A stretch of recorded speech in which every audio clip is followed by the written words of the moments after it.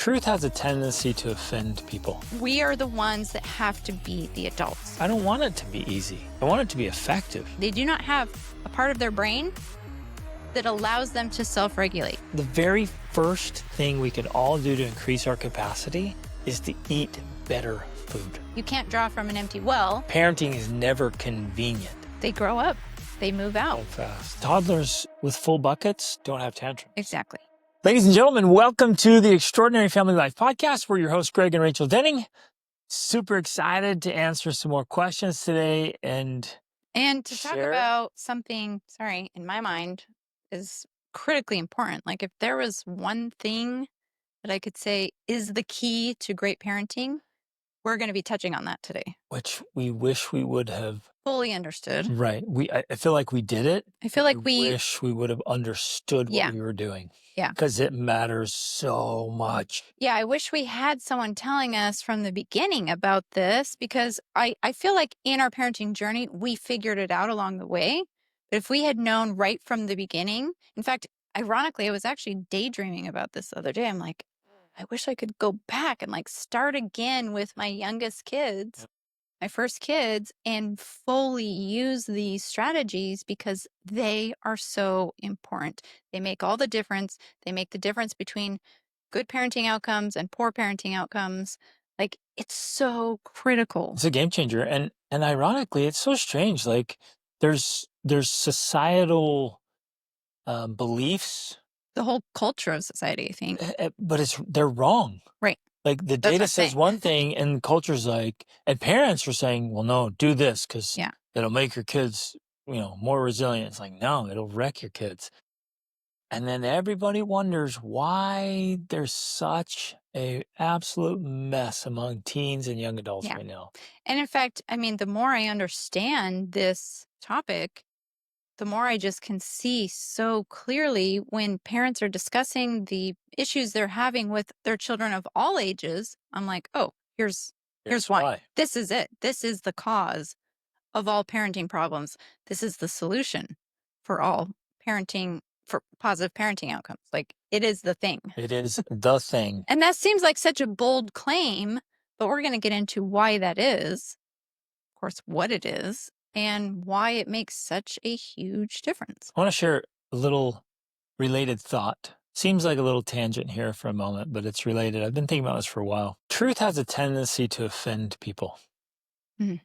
Isn't that interesting? Mm-hmm. It's like it just does. Like if you are speaking truth, somebody's going to be offended. And in a desire to be nice people, to be likable people, we think, well, if I'm a good person, then I don't want to offend people. And so we try to soften things and we sugarcoat things and we don't say what really needs to be said because we just don't want to Well, hurt people's feelings. the truth is often inconvenient or uncomfortable. It's so uncomfortable and it's a slap in the face and it's holding up the mirror. Truth is the mirror and you hold it up and you take an honest look and you're like, that's really uncomfortable. And so the temptation is to look away. Mhm. We want to avoid looking at the mirror and noticing, as they say, warts and all. You don't want to see the parts that hurt. Mm-hmm. But that's the very best thing we can do. Well, and that's very often, at least in my own experience, that's the thing I need. That's the thing you need. Right, exactly. The thing that is uncomfortable, the thing that's inconvenient, that's the thing you It's need the very to thing. move forward. Right. Yeah. That painful thing is the answer to your questions. It's the solution to your problems. Yeah. And so... So you're just giving a heads up, this may be inconvenient or I guess uncomfortable. everyone who's, and this is for new people, I guess, because everyone who's been listening know that we generally say something that's probably offensive to somebody every episode. Because I feel like we just have to say what's true, is hold up the mirror and be like, look, if this is what's going on, then here's what you need to do. And you got to own that. Yes, it's uncomfortable. Yes, it's inconvenient. Yes, it hurts. It hurts to be like, oh, I'm doing this thing that's sabotaging my life. Right. But what other option do we have? Well, and We it's could keep interesting. living in denial. We can keep avoiding the truth because it's uncomfortable and keep hoping for different results, but we'll never get them. Right. Well, it's interesting while you're talking because I'm smiling and laughing because along this journey that we've taken of sharing and coaching and helping people, like we get questions all the time, and we often are asked by people difficult questions, and we give these answers that even to me sometimes I feel uncomfortable giving the answer. I feel uncomfortable sharing the thing with them that I'm trying to share, but I do it because I know it's something they need to hear. Yeah. They have to hear what I'm saying, even if sometimes I feel like I'm being mean, because that's my role. My role is to share the truth. And so I have to give these things to people, even though at times it has led to people no longer listening to us, no Or longer liking us. liking us. I don't Nope. like those Right, Dennings. They exactly. say And mean it's happened. things. And yet we have to be more responsible with our words. Let's say it like that. All of us do, as a society especially. We've got to be more responsible with our words. And Meaning responsible as in what I say, speaking. the way I speak to myself, the way I Yeah. speak to you, the way I speak on the podcast, the things we say. I thought of a softener that's become very common in the US culture, at least. And instead of saying that someone has gotten fat, we say, well, they put on weight. And the image is, no, the guy who puts on weight is a gentleman who's putting on a weight vest. That guy put on weight, right? The guy that's fat, he's fat. And it's like, it's a thing. Interesting. It's a real thing. If you were to pull it out and like hold in your hand, like, this is fat. This Yeah. isn't weight. This is fat. And that's a simple example, but it points out a truth. It's like, if we're more responsible with our words, it's like, no, you didn't put on weight, you put on fat. Well, and I think the contrast for for people who especially are new and they're like, wow, this guy is rude. For us, we had that realization when we began traveling because we would go to other countries and they were just so straightforward. Yep. They would be like, oh, the fat one or the brown one. Or, I mean, it even just happened to us the other day in Spain. We were with friends and one of our friends is from a Latin descent. They're like, oh, who's the brown girl with you? Right. That kind of stuff doesn't happen in the States because we have become so Hypersensitive. hypersensitive. Yeah. Right. And so it's very interesting when you get out into the rest of the world and realize that they're just much more direct. Yep. They're just much more straightforward. They'll just tell you to your face, like, you're fat or you're this or you're that or whatever. And, and I think that there's an obvious benefit to that because it helps you to not be so, oh, wow, did you just say that? Did you just tell me that? We're willing to hear the truth and not try to push it away or tract from the pain of the truth. And what is it? It's a form of a lie. It's like we're trying to deceive ourselves and others, but inward we know. So you're thinking, how dare that person call me fat? Well, it's because you are fat, right? And you know it, but you don't want to know it, right? It's like you're trying. It's like a facade or a mat. Like, I'm not fat. How dare you call me fat? Like, well, you know you're fat. So, anyways, it's this point of I know it's a little bit of a tangent here, but I've just been thinking about it, and I think it's important. We just have to be more responsible with our language. And it's funny that you're saying this because I feel like this topic is not going to be that painful. All right, I was a little tangent. It might be painful, but I guess the invitation here is, especially for you and I, we've been very intentional about not shying away from the pain of the truth. From honest conversation. From honest conversation. Even if that included you or I saying to each other, hey, you're getting a little fat, right? We're not going to sugarcoat it. We're not going to, we try to be nice.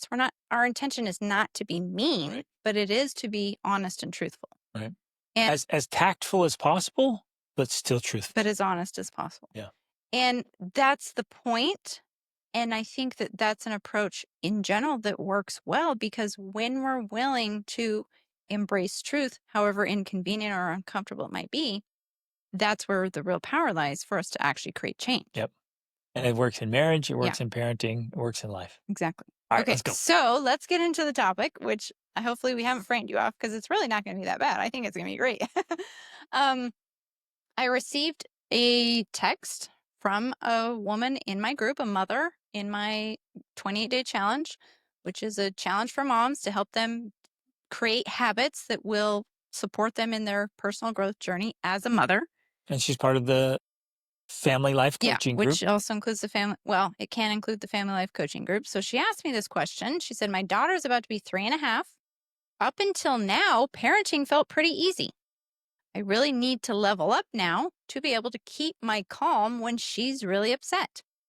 She and her 23-month-old sister often both want to be in my lap or my arms at the same time. I'm setting limits because I'm trying to avoid feeling touched out. Now, that's important. We're going to touch on later. I'm eager for your parenting course. I'm feeling both inspired and depressed about the fact that you have had no childhood tantrums for 16 plus years, which is true. We have not. And in case you don't know, our oldest is 22 and our youngest is 8. Okay. So I responded to her saying, thank you so much for sharing this. This is a tender age. You're right that this is often when parenting starts to feel more intense, especially now that she has 2 children. You're not alone in this. These moments when your daughter is really upset are exactly when she needs your calm the most. This is a season when your strength as the adult really matters. And I want to emphasize that for a second because this is something you talk about in your coaching with men. All the time. This is something I talk about. It is our job in this relationship with our children to be the adult. Okay. And you might be thinking, well, yeah, obviously, but not every parent behaves like the adult. And Very often, if we're holding up the mirror here, right. you look at a situation you're like, hey, it appears that you're acting as childish as your child. And it often appears that your child is acting just like you act. Yep. But, and here's the difference, because this is what parents don't understand. There's a thing, and you probably know the name, I forget, but it's essentially our children mimic us, but in a way that is unregulated. It's imitation without Yes, regulation. exactly. Yeah. Imitation without regulation. So our children imitate what we're doing, but they don't have the ability to regulate it like we do. So we can get upset and we have a regulated upsetness, right? Hopefully. Hopefully. Many adults don't. Right. And that's the childish part of them. Right. And so then our children often imitate that and exaggerate it because they lack the regulation. They literally lack that part of their brain that can regulate emotion. Mhm. Now, I'm going to touch on this for 1 second because it's critically important. What that means essentially is that your baby and your toddler do not have the brain capacity. They do not have a part of their brain that allows them to self-regulate. That means something as simple as do not let your baby cry it out because your baby doesn't know how to self-soothe. Your baby was created, evolved, grown to co-regulate. They co-regulated while they were growing in the womb, and they don't immediately learn how to self-regulate just because they're born into the world. It doesn't work that way. They literally don't have that part of their brain.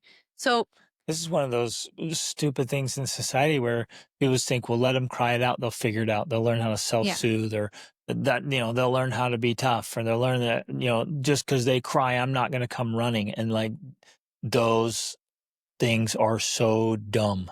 it is And even actually sleep training yeah. is so dumb and so. It's not just dumb, it's actually traumatic to your child. And Yeah. you might be thinking, well, no, I did it and my kids are fine. There's no problems. But there's actually a lot of research on it. And in fact, those methods, those sleep training methods, and now this is crazy, was started by a man in Germany. I forget his name, but I can look it up. A man in Germany who taught these methods to help train and raise Nazi soldiers because it was a method that was intended to break the bond between parent and child so that there was not this emotional connection. And in a totalitarian state, the connection, what's the word I want? The loyalty is meant to be given to the state, to the government. Away from the And parent. one of the best ways to do that is to break the parent-child bond. Now, one method that was used to create this was the crying out method. By not comforting your child when they're crying, by sleep training them, by keeping them separate from you, all of that was used to break parent-child bonds. So And create attachment issues. and create attachment issues, which we are going to be discussing today, because when I talked about the thing that creates all of the problems in your parenting life, that creates all the behavioral issues, that creates the mental emotional challenges of your child, and in fact created your mental and emotional issues because they came from your parents, is attachment disorders. All of those things can be tied back into attachment disorders, which essentially means a broken emotional attachment between parent and child. Mm-hmm. So we're not just, like making this stuff up, like our preference, don't sleep train your children and don't respond to their cries. This is real, and it has research behind it to back it up. And it creates detachments between parent and child, which then become the foundation of all of the behavioral issues. All of the other issues. Exactly. And All of your other issues. But all again, of the other issues. this is that point where we have to be responsible with our words and start making connections. You're saying, no, I did sleep training. It worked out great. My kids are fine. And then the next breath, hey, could you help me? Like, I'm not sure why they have tantrums and why my kids won't Tantrums, listen. exactly. They don't want to spend any time with me. And they talk back. And like, we're just having a really hard time. Like, Yeah. So, let's make those connections. the tantrum thing is one example. And one of the reasons I say, and I've told people, like, we haven't had tantrums, and I'm kind of just guessing, like 17 years. But one of the things that switched that is early on, again, like we already said, we didn't understand all of this fully. And so with our older children, we had more attachment issues, right? That we weren't fully bonding with them. We weren't fully meeting all of their needs or responding to every cry or whatever. And we had tantrums. But as I learned this, as I learned how to use attachment with my child, as I learned how to really bond with them, how to really meet their needs, that's when the tantrums went away. Because when we meet their needs, when their need bucket or whatever, their emotional bank account is full, then you don't have these behavioral issues. You don't have tantrums. You don't have acting out. You don't have the mean behavior. You don't have the teenage rebellion. Like, it carries over into every age and stage. Into adulthood. Into adulthood, Yeah. right. Because then that is the foundation of a healthy, mentally and emotionally healthy adult, because they have a strong attachment with their parent. Now, this is so huge. I wish I could just somehow get people to understand how significant this is. It's huge. It really is that big of a deal. And so specifically for this person who's asking the question, got a 3-year-old and a 2-year-old, well, almost 2. Mm-hmm. It's like they both need massive amounts of cuddling and playing and touching and And bond. quality time and quantity time. Like, it can't get enough. And so, with the best of intentions, the husband's like, oh, Well, wait, we didn't get to that part. okay. We'll get there. Well, and because I want to add to this, because you mentioned their ages, and especially if you look at the work of Erica Kolmeiser, she would say, I feel like it carries on further than this, but she would say if you had to choose, the most critical age for attachment with your child is 0 to 3. So this mother especially is like right in the midst of that. Yep. Right? So, but we're going to keep going. And what's happening, I just want to really emphasize this. Your child is striving to be safe and secure, to feel like I can rely on my parents to meet my needs and take care of me. So that's why they are wanting to run to you, wanting to be comforted, wanting to cuddle, wanting to spend time. They're checking that assurance. They're building this framework in their life of, am I safe? Can I rely on these people? Yes. Can I trust them? Can I know that if things go south, things go wrong, I can rely on them to be there for me? Right. That's what they're doing. They're building this framework for them. As long as we meet those needs, then they feel good. Yeah. And I have to shout this from the rooftops. If a child and a teen or an adult for this matter feels safe, it feels whole, the needs are met, and feels like they can count on the most important people in their life. Yes. Then the behavioral problems are non-existent or go away. Right. So it makes parenting so easy. Yes, there are parenting strategies, and we cover that in our parenting course. But the strategies are simple and immediately effective if the child is whole. Right. And attached. If there's no attachment, if there's no wholeness, there's no security, there's no safety, if the need bucket is empty, then the behaviors are going to Right. be exaggerated, and there's going to be far more Well, negative behaviors. and besides that, that without that underlying attachment, all of the parenting techniques in the world are going to be less effective. Yep. If you lack the attachment, you could do something that we do that works amazingly, and it's not going to work for you because you don't have the correct attachment with your child, right? Okay, so I'm going to keep reading this. Yeah, so I was emphasizing that this is the time when you need to be the adult, right? What you're facing, two little ones needing your lap, your arms, your presence, isn't a problem to fix, right? So, and that's how often parents view it. They think my kids need me all the time. How do I fix this? How do I stop this from happening? It's not a problem that needs to be fixed. It's a sign that you are their safe place. Yep. And that's natural and normal. And that's what we want. We want them to rely on us. Now, earlier you talked about how in our culture, we have this idea that's a bad thing. Right. That if our children, especially 2 and 3.5, want us and need us because we're their safe place, that somehow they're going to grow up to be mama's boys or babies or whatever.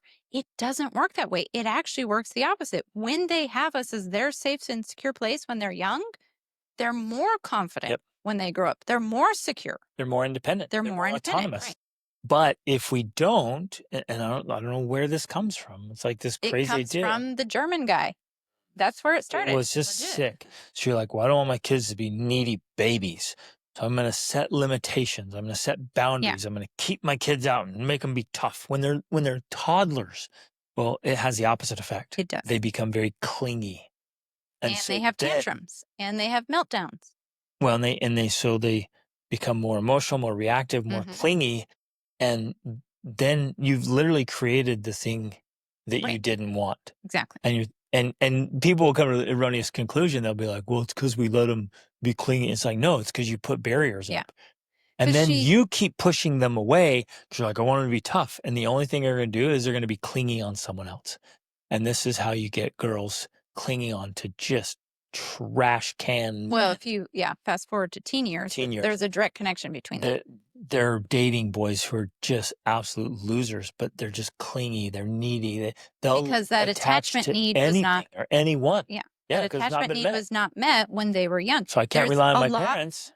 There's we're both talking at the same time because we're both so excited about this, but there's a big connection between that. And so many parents don't realize that there is a connection, that your lack of attachment with your daughter when she's young leads to her getting pregnant when she's a teenager. And you think, how's that connected? And dating terrible guys. It is. Yeah. It's connected. Because it's a attachment disorder. I keep wanting to mix up the words. It's an attachment disorder. It's part of an attachment disorder. Because she did not properly attach, now she has these behaviors that act out in the world. Okay, so it's a sign that you're their safe place. Their need for closeness is exactly what builds long-term mental and emotional health, secure attachment, and better behavior now and as they grow. Yes, it's true. It has been over 16 years for us without tantrum. That doesn't mean we've had quiet, passive kids. It means we've honored their need for connection so deeply that their inner tanks stay full. Instead of putting limits on how often they could bond with us, because that's one of the things she mentioned. And again, I'm not blaming her because it makes sense. She's thinking, I'm touched out. I'm overwhelmed. I need to set limits so that I don't lose my crap, right? What I'm saying is, and as we'll explain here more, we are the ones that have to be the adults. We cannot set the limits on our children of how much they can bond with us because we can't handle it. We have to be able to handle it. They're the babies. The babies. Yeah. We have to grow in our capability so we can meet their needs so that we can build those strong attachments so we don't set ourselves up for more problems in the future. That was one thing I wanted to emphasize is our first thought is, oh, I need to set boundaries and limitations so that it doesn't push past my Yeah, limitations. exactly. That's the first thought. I want to invite all of you to consider a second thought. It's like instead of protecting my current limitations, why don't I expand them? Mm-hmm. Why don't I increase my capacity? Yeah. Like let that sink in, let that hit home. And so instead of protecting my limitations as a person, why don't I increase my capacity? And I really love that because she responds with that. And it's really beautiful. Let me get to that. So, okay. Instead of putting limits on how often they bond with us, we focus on increasing our capacity to meet their needs physically, emotionally, and mentally. That is the real key. Of course, feeling touched out is real, but instead of limiting them, like this is like what you're saying, to protect ourselves, we have learned how to recover quickly and build resilience so we could keep showing up as the adult they need us to be. For context, Rachel's reading I'm reading my Rachel's words response to her. Yeah. And that's what the parenting course is all about, building strength and resilience and tools to meet your kids' needs without losing yourself in the process. But then she responded with this, which was so amazing. Thank you so much for this informative response and your encouragement. The idea of recovering quickly and increasing capacity makes so much sense to me. And it rings true with my gut feeling. Yep. I want to be able to meet their intense needs, and I'm having a hard time recovering quickly. That's really the issue, the not being able to recover. Mm-hmm. My husband says and this is important. We're going to talk about this. My husband says I'm encouraging bad habits by holding them and tells me to limit this behavior. I think he's trying to protect me because he sees how drained I am, and that makes sense. I see that the true solution is for me to become more resilient. When is your course going to be launched? Yes. So then, I absolutely love that. She's spot on. And I responded to her. I'm like, with the best of intentions, your husband is trying to protect you. And kudos to him because that's his job. His job, like a husband's job, is to protect the wife, the mother. That's his job. So that she can show up for her children. So if push came to shove, and I think that this is true, you would choose protecting me probably over our kids. Now, hopefully you never have to make that choice. Yeah, but you never have to make that choice. Yeah. And this is a hard position for husbands to be in because it takes a lot of tactful manliness to protect a wife, but then also to say to her, babe, I've got to protect you from yourself. Yeah, exactly. You need recovery. Mm-hmm. You need to increase your capacity. Like we have 2 little kids that are needy. You got to be able to handle that. I'll do whatever I can to help, to carry that load. I'm going to create space for you to recover. If you go sit on your phone for 2 hours while I got the kids, you're not recovering. Right. You're actually draining yourself and you're not helping. You're literally operating in your own self-sabotage. And then you come back like, I'm so exhausted. I'm so hard. I'm like, I gave you a chance and you didn't take it. Well, And you do whatever, or you're on your phone right before bed. So it's disrupting your sleep. Right. Or on and on. If you're not deliberately recovering and working on increasing your own capacity, that's a hard conversation that we have to have. Say, no, we got to get more strategic about this. Right. And if for someone who doesn't understand these principles, because I'm thinking about this husband here, and I believe he really does have the best of intentions for his wife. And so his thought is, if they're draining you, if they're touching you out, you've got to put up more boundaries because he likely doesn't know what else she could do, right? Especially if he's gone, he's at work, whatever the scenario is. He's like, you have to protect yourself because you're being drained. Right. And that makes so sense. it's a young husband, and like I've been there, done that, right? You come home, you just want your wife to be loving and To be excited when you come. excited for you to come home. You want to touch her. Yeah. And you get home, you're like, come here, baby. That definitely And plays she's into it, like, I'm sure. do not touch me. I'm touched out.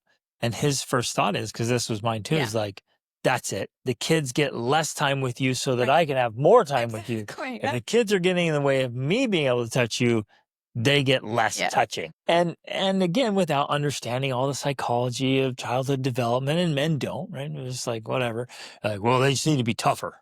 Right. That's the Toughen answer. up. Like, don't, you're spoiling those little brats. They're just going to be babies their whole lives if you keep holding them. Just tell them no. Yeah. That's just this, the man brain reaction to this. It's totally normal. I did the same thing.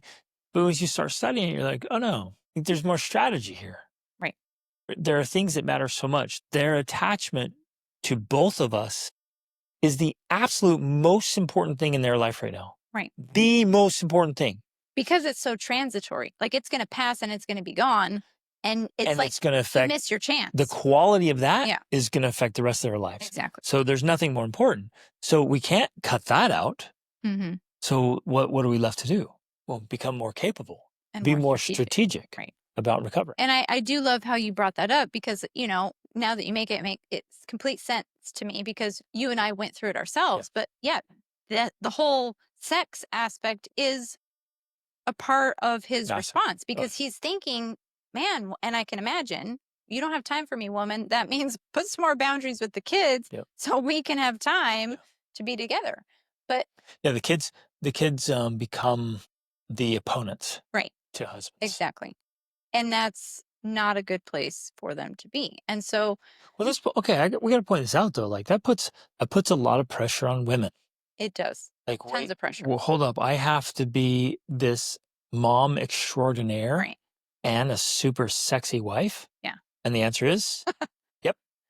Well, And so doing it. Hold on. The answer is because here's the thing. I know for myself as a woman, if I feel like that's something I have to do, like it's an obligation, it's a requirement, it feels crushing. I don't want that.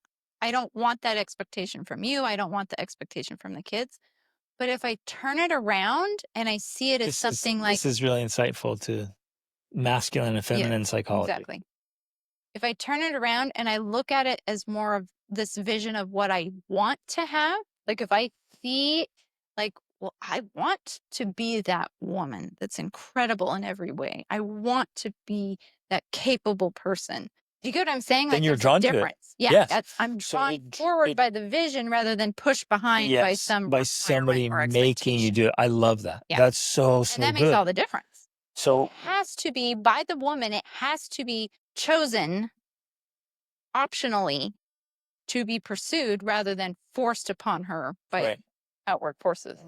And that's just it's a very simple psychological choice that she needs to remind herself of. Right. Because if she doesn't remind herself, there's no one else. There's going to be circumstantial reminders. Your husband's going to say something, your kids are going to say something, and then you're sitting there thinking, oh, they just make me, they force me, I hate this. And there's the resistance, the resentment. Yeah, it's going to be brutal. So a woman has to remind herself, this is what I want. I want to be an amazing mom, and I want to be a super amazing wife and sexy and attractive, and I want to do it all. I want to have it all. So I get to. I don't have to. I get to. And the key is optimization. Right. And what optimization means to people that are like, whoa, what does that mean? For me, it means making sure that and this is the irony, making sure I prioritize myself, period. And that's contradictory. Well, it's contradictory, like, because here we are saying the most important thing is these little kids need attachment to you, and now you're saying I have to prioritize myself. But the way that I do it is by prioritizing myself. Because as you love to say, you can't draw from an empty well. Yep. You can't give what you don't have. If I don't have that within myself, if I don't have something to give to my children or to my spouse, I'm literally starting from empty. There's nothing to give. So I can't be what they need. I can't be what you need because I have nothing inside to give. So I have to prioritize myself. I have to have whatever you want to call it. I kind of hate self-care because it seems so cliche, but like I have to prioritize that self-care. That's my morning routines. That's my evening routines. That's getting the best sleep that I can. That's making sure I get a shower, and I know that is all so difficult when you have a 3.5 and a 24-month-old. Like, okay, by the time our oldest was 4, My fourth child was 3 months old. So I had 4 children under the age of 4. I know it's very hard, and often those years just literally feel like a blur. Like, did they even happen? I don't even know, right? So I get what I'm saying is not easy, but But that's I wanna it's point not out, like, easy. It's it's not gonna not be easy. it's not easy, but we didn't sign up for easy. Right. You didn't You sign up s for easy. you signed up for kids, and kids are not easy. Especially if you want great outcome. Oh, yes, yes. So I think it's worth not I think, I know it's worth our while, all of us, to kinda set up a different mindset, and literally tell yourself that, like, "I don't want it to be easy. I want it to be effective. I want it to be awesome. I mean, I I I don't want want it it to to be be easy." I want it to be as easy as possible, meaning I don't wanna make it harder for myself than it should be, and that's Right? why this is one of the things we're talking about. Because if we use attachment, it actually does make it easier because it reduces the Right. tantrums, it reduces the poor behavior, it makes your children more secure, less clingy. We're gonna talk about that in a second. So, it actually makes things easier, Right. even though Which it's we still not easy. That's strategy, that's Yeah. optimization. You're making it easier, but it's not easy. It's not Mhm. convenient. But parenting is never convenient. Parenting is rarely comfortable, but it's amazing. From my perspective, it is the best way to do life. Yeah. But I'm not sitting there thinking that I just get to do whatever I want whenever I want. Right. I wouldn't even want that if I were a single person. Like, that but that's what gets in our heads, like, "Well, a good life is that I get to do whatever I want whenever I want." It's like, "No, that's a ridiculous life. That's an underdeveloped, narcissistic life." Yeah. We wanna be leaning into the best life, and the best life is gonna be challenging, Right. which is exactly what we want. It's kind of interesting because as part of my morning routine, I do a meditation and I use this app called Insight. And every morning they have a new quote on there, right? And the quote this morning, I don't remember exactly, but it was something about the silence sings, my emptiness is full, blah, blah. And I'm like, that's interesting.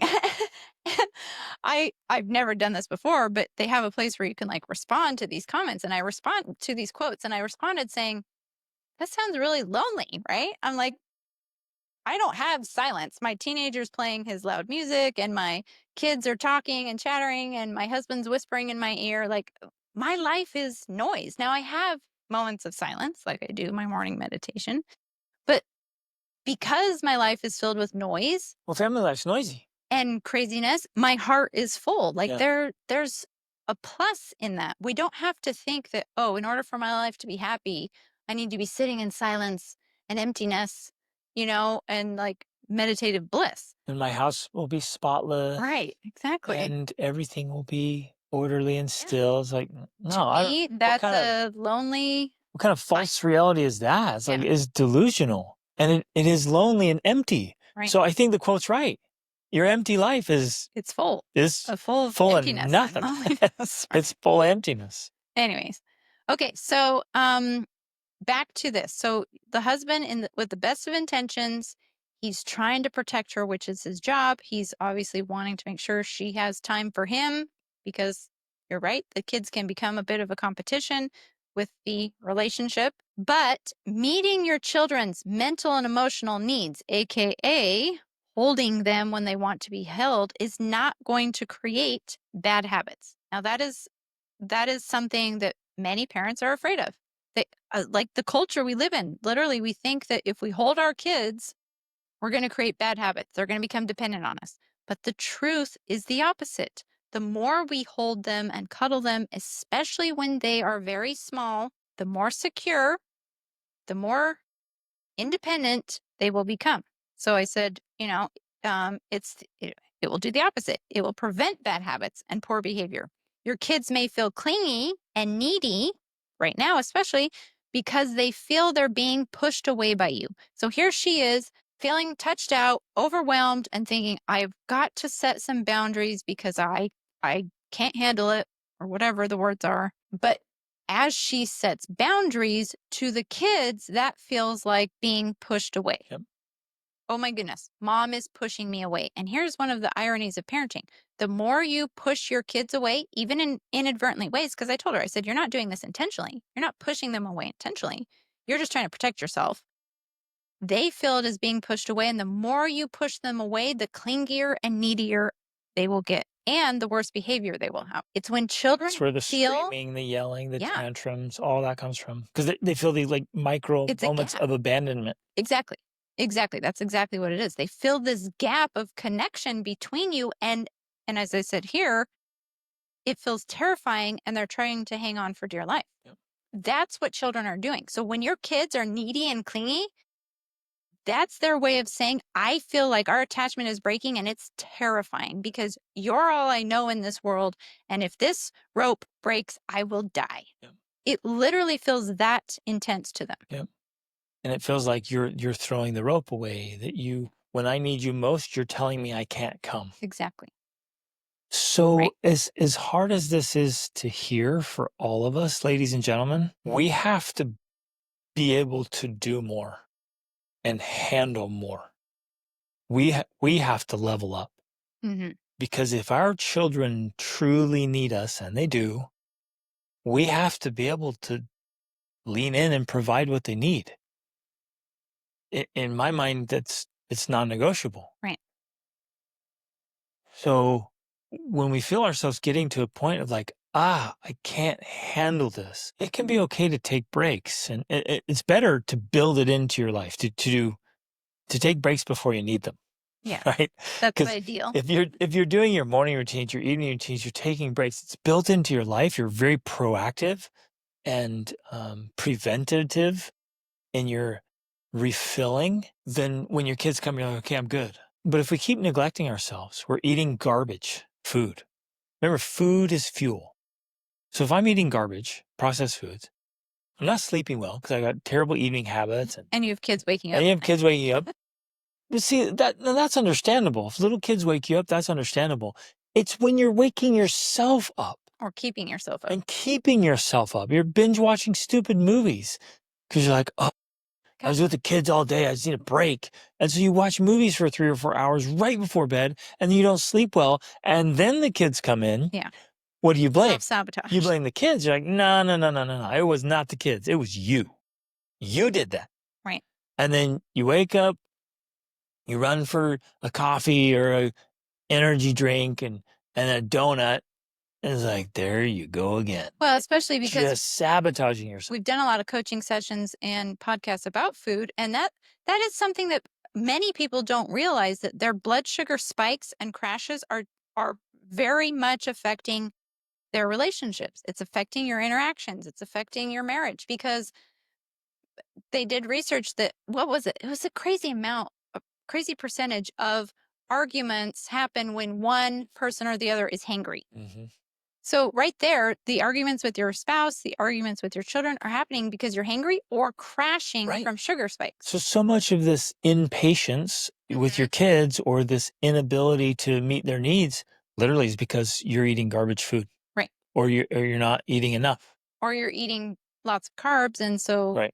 blood sugar spiking, and then you're crashing. Where if you eat proteins and fats, you're going to have this steadier energy Right. that maintains. I saw they did a BBC did the research recently, and it was something around 70% of people's diets in US and Processed UK foods. are processed foods. Yeah, which is insane. It's insane. So Especially because now there is a direct link between ultra processed foods and depression. Yep.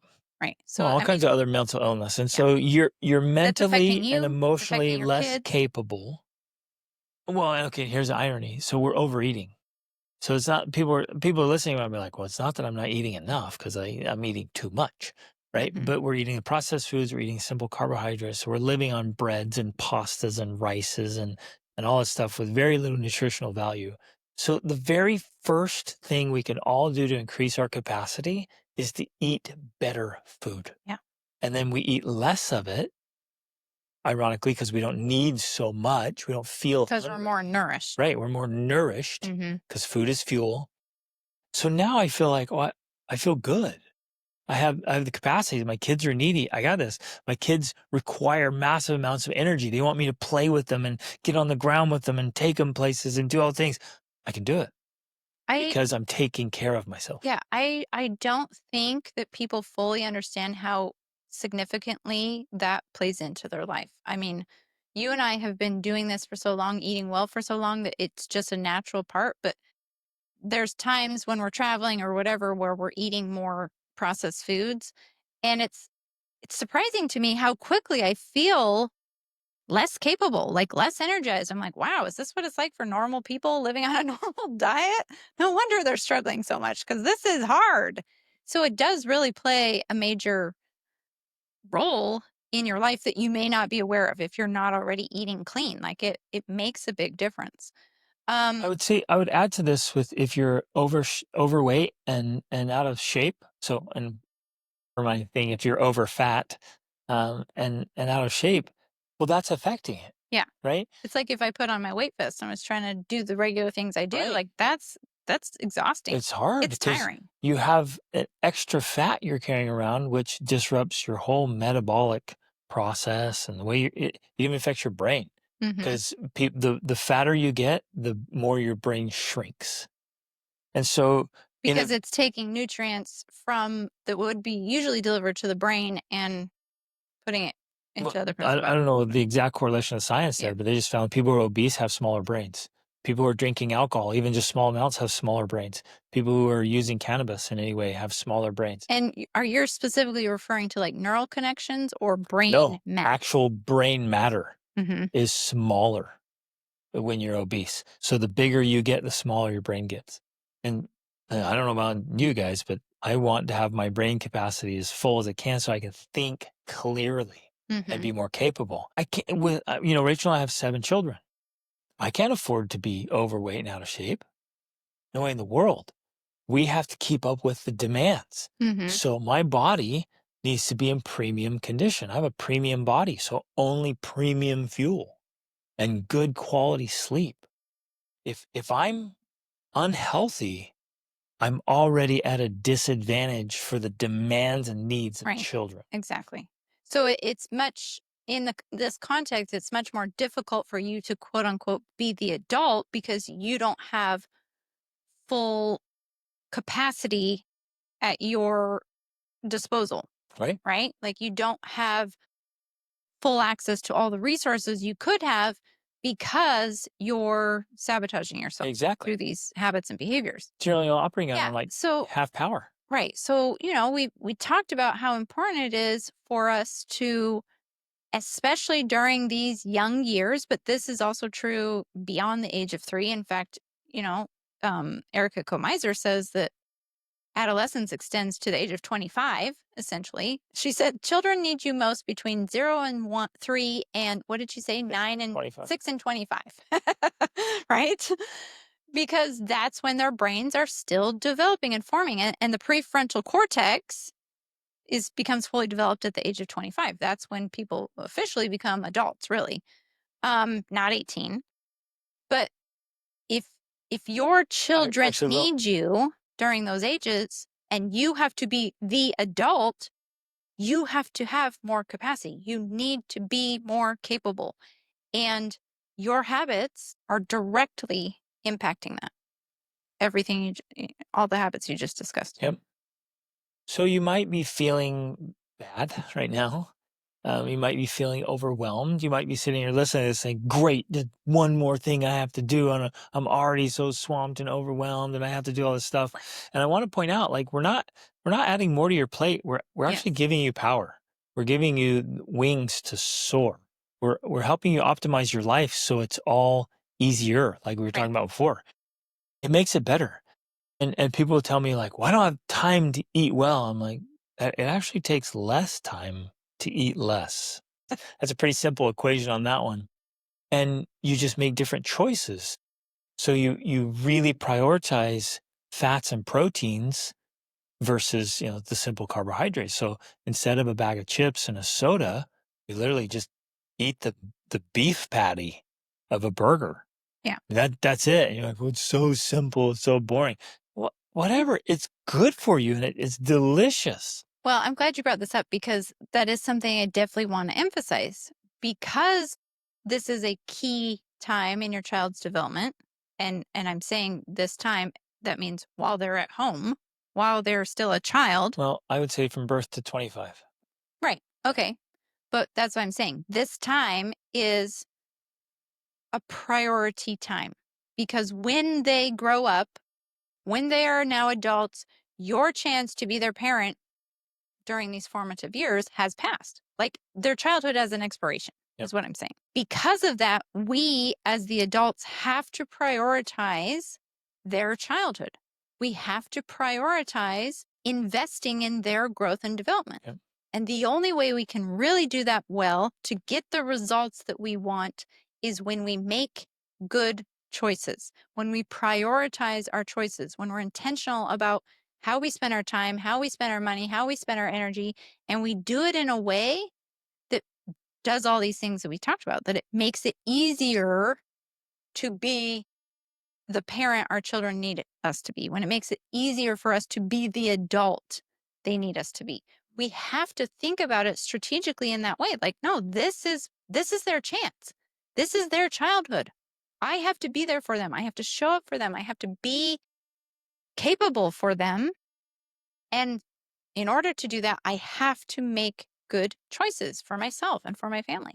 Like that right there is foundational. Gigantic. Now I know you talked a lot about food and sleep, and I know probably people probably get tired of us talking about it because I think you probably bring it up in every single podcast No, episode. I will never get tired of talking about it. And I'll keep talking about it as long as it's a problem. And it's a problem. Right. And I think the reason why we bring it up so much, like I already hinted at, and also comparing it to the in the beginning, I said, if you get this strategy, this attachment strategy, it makes all the other techniques and hacks of parenting so much easier to use because you have that attachment with your child. Every other strategy we give is going to work better if you're attached with your child. Yep. I think the same is true in some ways of diet and sleep. That's why we talk about it so much Absolutely. because when you dial that in, and in fact, that's one of the very first things you work on with your coaching clients because when they dial that in, now suddenly they have 2, 5, 10 times more energy than they had. Everything else is And it easier. makes so much easier. It makes it so much easier to do everything else because they have more energy. It's the same with any therapist or psychologist who's worth anything. The very first place they start is with food and sleep. Lifestyle. It's just, that's the answer to. Right. Okay, let's put it like this. Let's frame it up. It is the first and fundamental answer to every single problem you have. Right. Make sure your food and sleep is dialed in Mm-hmm. because you'll just perform better. You'll think clearer. You'll have more energy, more vitality. You will be a better person. We all know this. Like how patient can you be when you're really tired and hungry? Right. Not very. Yeah. Right. And so get yourself feeling better.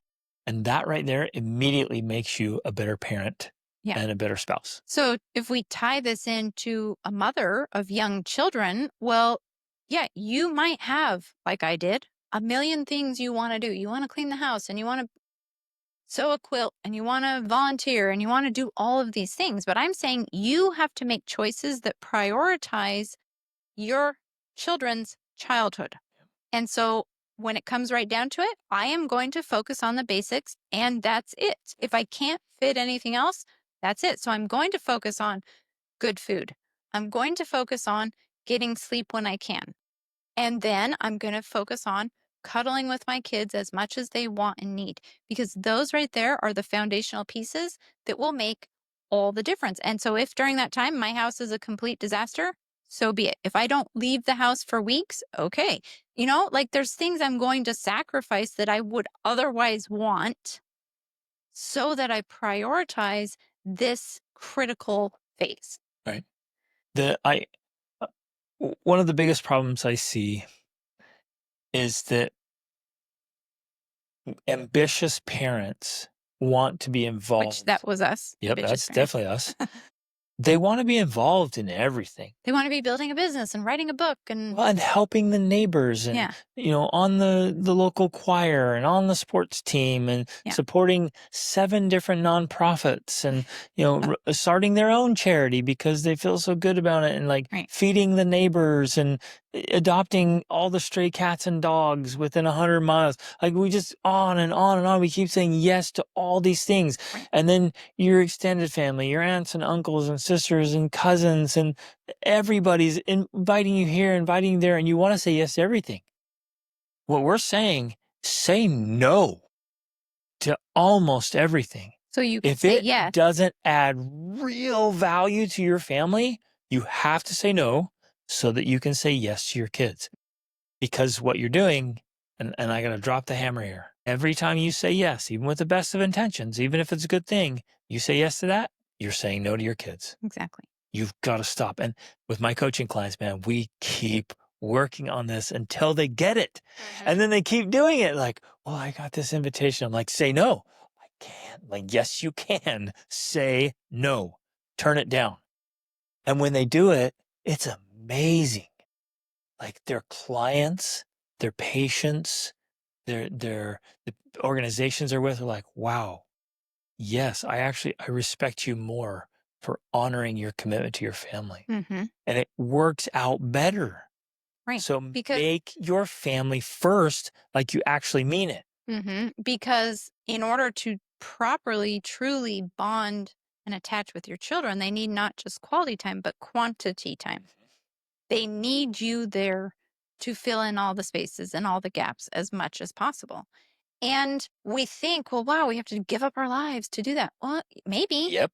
For a period of time, yes. You decided to have sex, which meant you could get pregnant, which meant you decided to give up your life. You made this bed. Now you got to lay in it. Yep. And I know that can feel overwhelming, but I guess I'm here to tell you that it's fleeting. They grow up, they move out. So fast. And then your opportunity with them to build these really deep, lasting relationships that will last for the rest of your life, like that time's over. And if you missed it and if you blew it because you weren't there and you wanted to protect yourself and you wanted space for you and you, it was about you, you've literally missed out on some of the most and best relationships you could have in your life. And if you don't do it well when they're young, as soon as they become teens and young adults, they hate you. Pretty much. We just heard a story right before we got on this recording. We heard another story. We hear them all the time. All the time about teens and young adults who despise their parents. They literally want nothing to do with them and they avoid them and they don't go around. When they get married, they don't come around. They never come to an advice. They won't even listen. They have no relationship with them. And it's all because it wasn't done well when they were young. It's essentially, in psychological terms, a I keep getting that, attachment disorder. Yep. That's what it is. It's an attachment disorder. If your children... So you have a detached child. Right. If your children will not listen to you, if they hate you, if they despise you, that is because they have a disorder, an attachment disorder, because they did not properly attach with you when they were young. Now, we could and should, maybe next time, do an entire episode about how to reattach with older children. Yeah. Because you missed that window of opportunity, and that doesn't mean now you're screwed forever and there's no chance or no hope. There is a way to rebuild those attachments. Yeah, and we need to cover that because she said here, now that my oldest is 3.5, it's getting harder for me. I hear this a lot. It gets harder and harder. It gets harder, and it's interesting. Especially if you don't have that attachment. A few moms struggle with the baby stage and they do better when the kids are older. The vast majority of moms really enjoy the baby stages and the little and then really struggle when the kids have opinions and resist. And then especially as they become teenagers. Talk back and do whatever they want and they seek independence and autonomy. And then the mom, and with all her best intention, just tries to control. She's like, oh, this feels out of control. Right. This child's out of control, so I'm going to control it. And that creates rebellion and resistance and trouble. So, yeah, we definitely need to talk about those strategies moving when the kids come into consciousness and think, well, I'm going to do what I want to do. Right. Mom. Yeah. So I want to finish this paragraph here, and then there was another thing I wanted to talk about, a specific strategy, because we talked a lot about the food and the stuff, but there's other specific strategies that help us with building those attachments, and I want to share a couple of those. Obviously, we're going to emphasize them heavily in our parenting course, walking through all of the different strategies, but I did definitely want to share some of those before we close here. Okay, so we were talking about, it's terrifying for them when they feel that they're being pushed away. They're trying to hang on for dear life. The safer and more secure they feel, the less clingy they will be. In fact, I use that as a measuring stick. If I'm wondering how my kids are doing, I'll look at their neediness or their clinginess. That is a clue to me that something's going on and that they're maybe not feeling attached or not getting enough attention or love or time with you. So if your kids are clingy and needy, this is your chance to say, oh, they must not feel very attached to me. What can I do to build that attachment? Okay. Initially, going back to reading, this may feel like a lot more neediness from them and attention from you. Like especially if you're rebuilding something that's been lost, there's going to be a huge upfront investment into that. Like it's going to feel disproportionately Well, it's because large. you have to fill an empty bucket. Yeah, you're filling an empty bucket. Exactly. Like if you started this from birth, I mean, it would feel easy because you would be, if you knew what you're doing, right? And you'd be like, oh, this is easy. I'm just bonding, bonding, bonding. And there's no giant debt Meaning that needs to be filled. it's so much easier to maintain Yeah, a full bucket exactly. than to fill an empty one. Right. So wherever you're at with each of your children, just visually see the bucket, Mm-hmm. and you might realize that some of them are empty. Yeah. And if you've kind of been operating and you didn't know any of this and now you're learning it, you might have a family full of empty buckets, Mm-hmm. and you're gonna have to fill them all. And it's Right. a lot of work, but lean in, do Yeah. it. Yeah. So initially, that's going to require a lot from you. But the more you feel this need, even before the bucket's full, right? As you begin to fill the bucket, they will start to feel more and more certain that you will always be there for them when they need you. So they'll start to have more confidence and more independence. And that's how it works. I mean, our children, because once we began to learn these things and understand this, we began to be very, very, very intentional about making sure their buckets stay full. That is why we essentially eliminated tantrums from our life. That is why we essentially eliminated teenage rebellion from our life. Just to emphasize that, like toddlers with full buckets don't have tantrums. Exactly. Teens with full buckets have no need to rebel or to make bad choices. Yeah. So if you keep that bucket full, the attachment there, the relationship, the connection, if it's good, kids from very little, from Mm-hmm. infants to young adults, they want to do what's right. Yeah. They want to do what's best for them. Right. They literally want what you want. Exactly. And it's full. It's like, It's hey, amazing. hey, you should do this. They're like, well, I'm already doing it. Yeah. Like, well, that's great. You should keep doing that. Like, I am. I'm going to. Like, okay, don't do that. Like, of course I wouldn't do that. Why would I do that? That would like ruin my life. Like, I'm not, why would I touch that? Yeah. It's so easy. Right.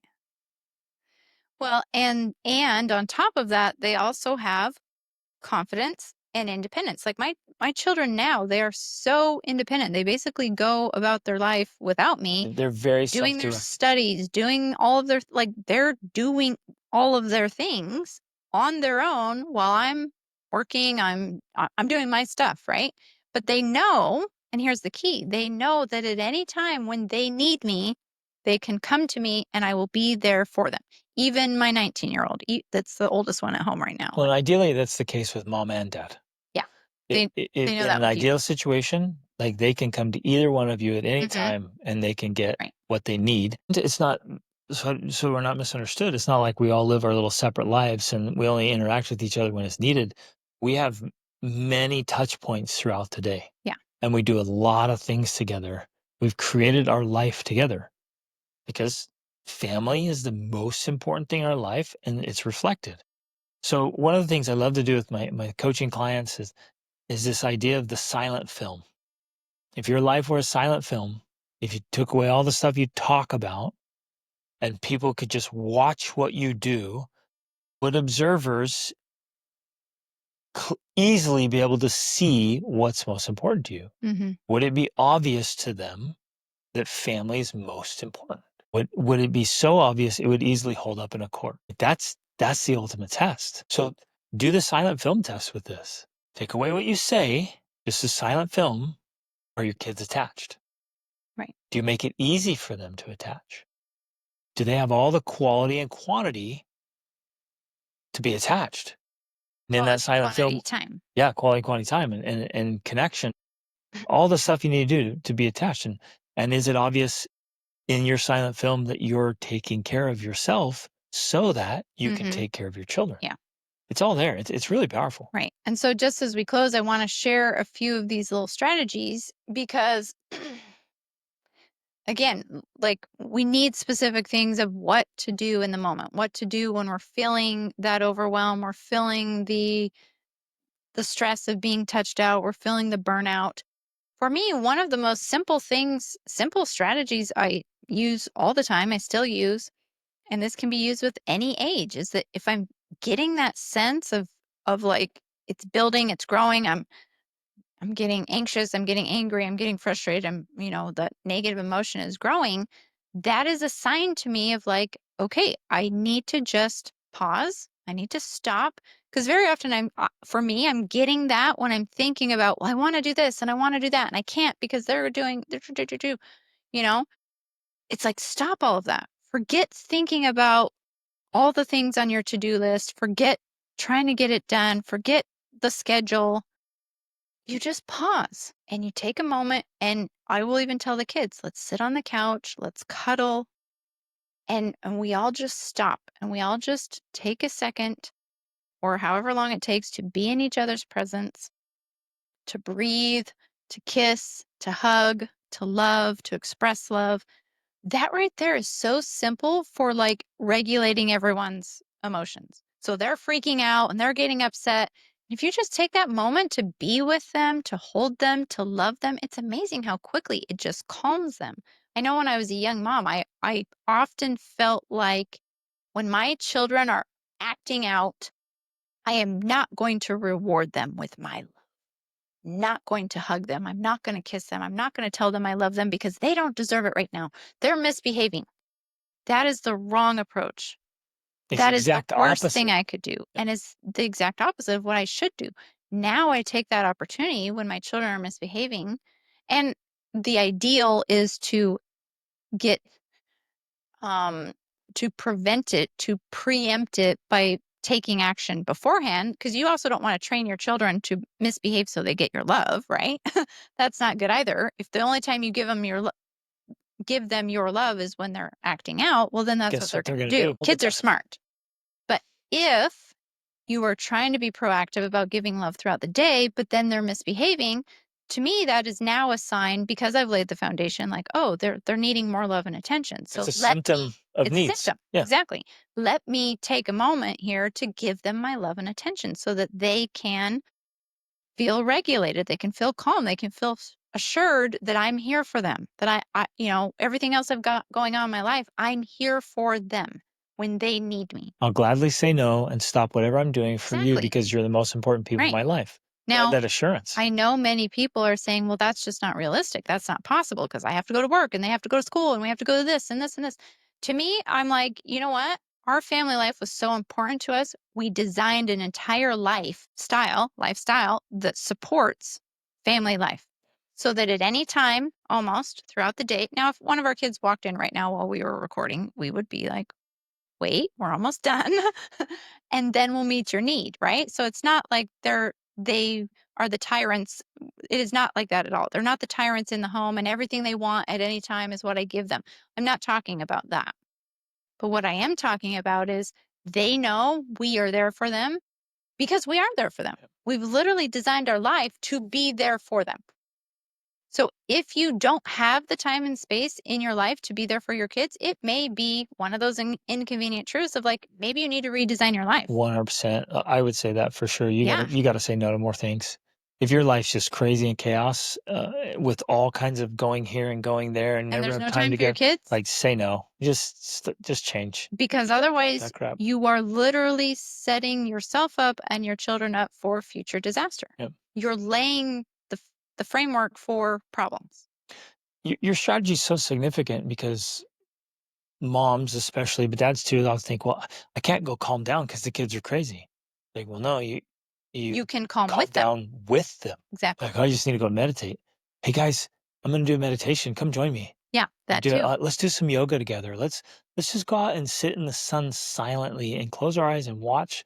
Just pay attention to how the sun makes you feel as you just sit still. Mhm. Let's go outside real quick. We're just gonna sit in the back lawn, and I want you to be so silent. I want you to hear the smallest sound possible. And Mhm. what you're doing is you're bringing back all the stillness and getting the recovery you need. And You're you're actually teaching teaching them to do the same thing. exactly. And so all of a sudden, all of you are like, just so chill. This is amazing. And then they'll hop in, they'll want to wrestle and scream and yell and throw things and Mhm. they'd be crazy. But you're like, you're good because And we you just can totally join in with chilled, them. You right? can do it together. It Just doesn't be have to be crazy. like, "Why are you the problem Nope. child and disturbing our peace?" It's like, "Let's have fun. Yeah. Let's have fun together. Let's Yell make our with them, children." make a mess with them, Yeah, jump feel on the like it's trampoline and go okay to be crazy. Exactly. right. Play with them. I'm sitting here smiling as you're describing all this because women are so cute. Just so busy and so desirous to have everything just perfect and just right and worrying about every little thing and getting agitated about it. Mm, Women are easily agitated. It's like all the stuff and things, and it builds up and it builds up and it's agitation. And as an outside observer, you're just like, oh, it's so cute. And then you start to see is like kids feed off your mhm. agitation. Yeah. So you're feeling agitated about 10,000 things you need to do because you want to be super mom. And they're getting they don't know why. They don't know that Right. you're thinking about all the important things you're going to do. They're Mhm. just like, they just feel the energy change Right, because they imitate and exaggerate without the regulation. So then without they're like, understanding why. they're, they don't even know. They couldn't articulate. They don't know. And you don't know. You're like, why are they being crazy? Mhm. Because you're radiating all this, Anxiety or frustration yeah, or this stress. backed up Yeah. stressed energy. You're Mhm. overwhelmed. You're agitated and it's radiating it so the kids pick up on it. Like, I don't know what Mhm. this is. And now they're fighting each other, throwing things, they're crying, they're melting down. And then all of you together are just like, "Ah, it's just this meltdown. It's a dumpster Mhm. fire. And a lot of it is just because you're so agitated. Yeah. So the simplest things, like Mhm. take some deep breaths, do it with your kids. Like, hey kids, come here. We're going to do a little breathing exercise. Some big deep breaths, calm things like, let's just let's think of something we're all super grateful for. Let's just feel gratitude for a minute. Well, and it's interesting because I remember as you're talking through this, I remember many, many, many, many times throughout my motherhood years when the kids were small. So many times when I was sitting on the couch, cuddling with them, thinking of all the things I wanted to do, and having to remind myself that this was the most important thing I could Yep. be doing right now. That, yeah, I want to go work on my book. I want to paint that room. I want to decorate. I want to do all the things because I'm very driven. I'm very ambitious. I want to go. But being there for my kids when they wanted and needed me, that was always the most Simple. important thing I could do. Yeah. And it paid off. Like I don't regret that, Right. right? Because I now with the relationships I have with all of my children, I don't regret it. It was worth the investment because it's going to pay off for a Yep. lifetime. Yeah. So you women who are like Rachel and men like me, that you just have this drive for productivity to get things done. Your it's That a strength strength. It's an is awesome strength. weakness. Your weakness in that is you have to train yourself to be able to sit still Mhm. and quote do nothing while you just sit with your kids. Mhm. Cuddle, talk, read a book, just be there with them. And your mind's freaking out like, I got to be productive. This isn't productive. Yes, it is. It's massively productive in their well being and your relationship. And that matters most. So, all right. Love it, you guys. This is good stuff. We will continue next time with that later phase of childhood and life and how to really invest as the kids are growing. Love you guys. Reach upward.